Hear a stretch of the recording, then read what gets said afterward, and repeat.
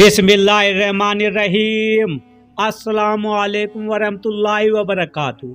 तो मेरे प्यारे हजरात, अल्लाह के रहम करम से आप सभी भाई अच्छे होंगे और मेरे वीडियो पे आने के लिए तहे दिल से खुशामदीद। तो मेरे प्यारे दोस्तों, ईमानी ज़हानियत की एक ऐसी दलील हम पेश करेंगे जिससे आपका दिल मुतमईन हो जाएगा और आपको शायद कोई इससे फ़ायदा भी मिले। तो मेरे प्यारे दोस्तों, अजीजों, नाजरीनों, वाक़ये में पूरा बने रह करो और दीन इस्लाम की बातें ज़रूर सुने करो। मेरे प्यारे नाजरीन, मैं ये नहीं कहूँगा आप मेरी ही बातें सुनो। किसी भी चैनल पे किसी भी जगह अगर आपको दीन की बातें कोई बता रहा है, उसे दिल लगा के सुने करो दोस्तों। बस यही गौर करना है कि उसकी बनाई हुई बातें तो नहीं है। तो दोस्तों, चलते हैं ईमानी ज़हानियत के जो दलील हम पेश करने वाले हैं।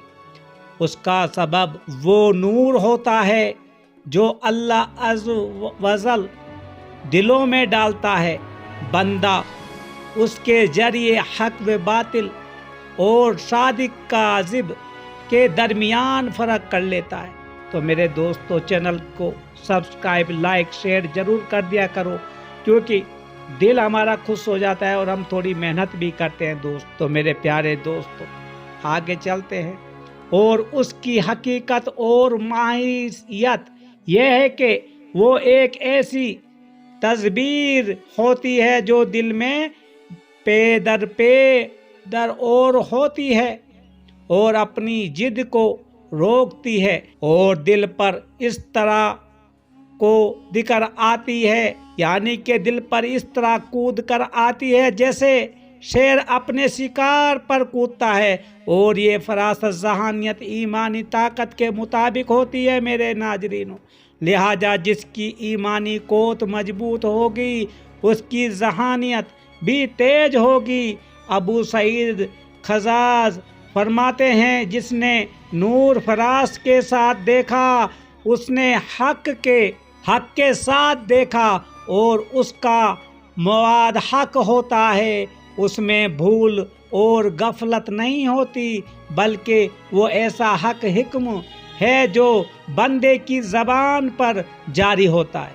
उलामा वास्ती फरमाते हैं, फरासत नूर की ऐसी शातें हैं जो दिल में चमकती हैं मेरे नाजरीनों, और जुमला गायब राजों को रोशन करती है और इस तरह इशियाए को हाजिर करती है जैसे सामने कोई हाजिर चीज़।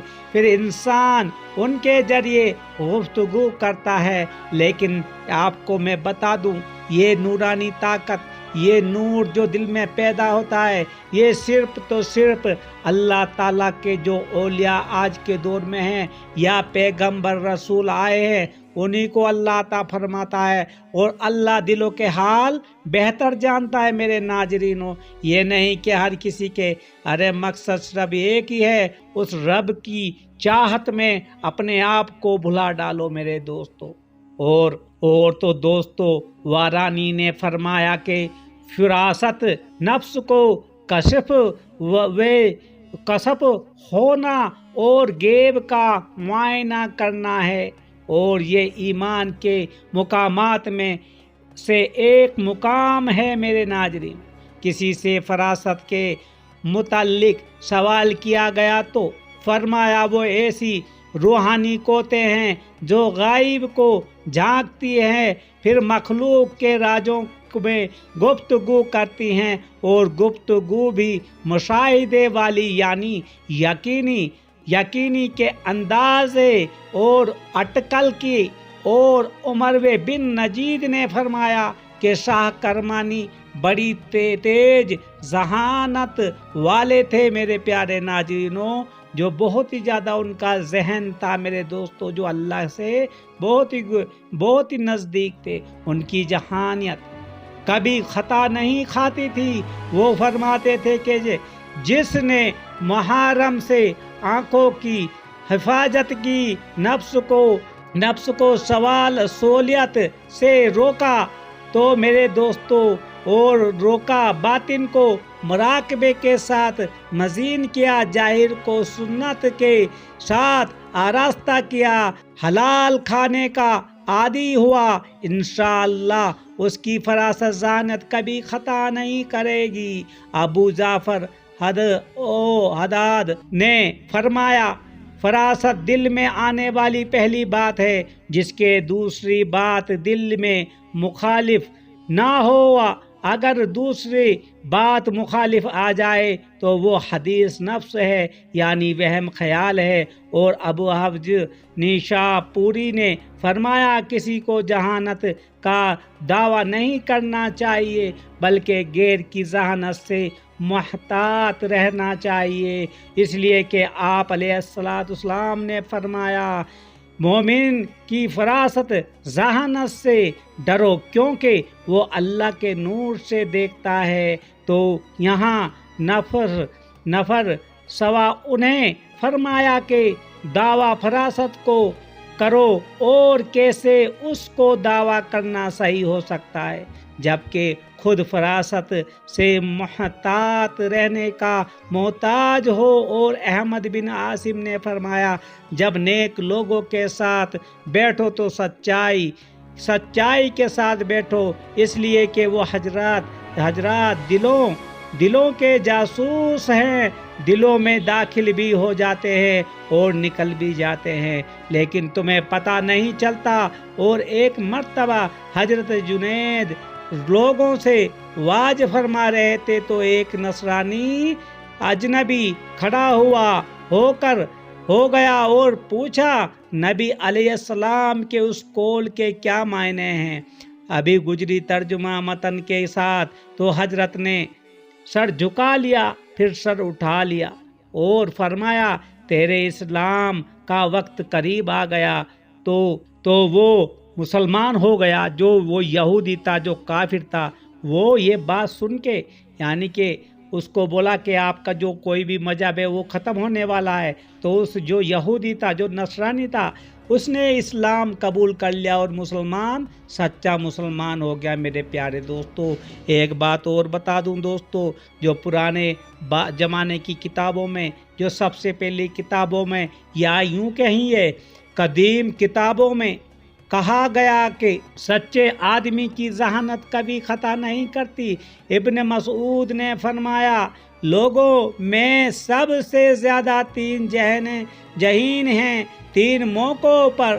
عزیز مصر، جب انہوں نے اپنی بیوی کو کہا، جب اس یوسف کا ٹھکانہ اچھا بنا ہو سکتا ہے کہ ہمیں نفع دے یا ہم اس کو اپنی اولاد بنا لیں۔ اور دوسرے حضرت شعیب کی صاحبزادی، جب اس نے اپنے والد کو موسیٰ علیہ السلام کے متعلق کہا تھا کہ آپ ان کو کام پر رکھ لیجئے۔ اور تیسری فرعون کی بیوی حضرت عائشہ نے جب کہا فرعون سے، یہ بچہ موسیٰ تیری آنکھ کی ٹھنڈک ہے، اس کو قتل نہ کر، شاید ہمیں نفع دے یا ہم اس کو بیٹا بنا لیں۔ تو میرے پیارے دوستو، یہ 3 ایسی باتیں ہیں۔ اور حضرت صدیق امت کے سب سے بڑے ذہین انسان تھے۔ ان کے بعد حضرت عمر، اور حضرت عمر کی ذہانت کے واقعات بڑے مشہور ہیں۔ جب کبھی آپ نے فرمایا، میرا اس کے متعلق یہ خیال ہے، حقیقت میں بھی وہی ہوا، اور آپ کی ذہانت کے لیے رب کائنات کا کئی جگہوں میں آپ کے مشورے کے موافقت کرنا ہی بہت کافی ہے۔ اور صحابہ کرام کی ذہانت سب سے سچی ذہانت ہے میرے پیارے ناظرینوں، اور اس کی اصل اور جڑ وہ ایسی حیات اور نور ہے جو اللہ اپنے بندوں میں جسے چاہے عطا فرماتا ہے، بس وہ اس کے ساتھ زندہ اور منور ہو جاتے ہیں۔ بس اس کی ذہانت خطا نہیں کرتی میرے پیارے دوستو، جو کہ اللہ کے اوپر اپنا سب کچھ لٹا دیتا ہے۔ فرمان باری ہے وہ شخص جو مردہ تھا، پھر ہم نے اس کو زندہ کیا اور نور عطا کیا جس کے ساتھ وہ لوگوں میں چلتا پھرتا ہے، وہ اس کے جیسا ہوگا جو تاریکیوں ہی میں ہے، ان سے نہیں نکل پاتا۔ تو آپ کریم میں کفر اور جہل کی وجہ سے مردہ فرمایا، پھر اللہ نے اس کو ایمان اور علم کے ساتھ زندہ فرمایا اور قرآن اور ایمان کو نور روشنی بنایا جس کے ذریعے لوگوں میں سیدھے راستے پر چلتا ہے اور تاریکوں کو جو تاریکیوں میں روشنی حاصل کرتا ہے۔ واللہ عالم، اللہ خوب جاننے والا ہے۔ میرے پیارے ناظرین ہو، اللہ سے بہتر اور کوئی نہیں جانتا۔ اپنے دلوں کو اتنا نور پیدا کرو، اتنا نور پیدا کرو، لیکن شرط تو یہی ہے اپنے رب کو مناؤ، دنیا کی چاہت نہ رکھو۔ اگر دنیا کی تھوڑی سی بھی چاہت ہوگی اور آپ جانتے ہو کہ کوئی حرام کھا لیا تو کچھ نہ بچے گا، تو اللہ تعالیٰ سے اپنے اعمال کو بہتر بنانے کی کوشش فرماؤ۔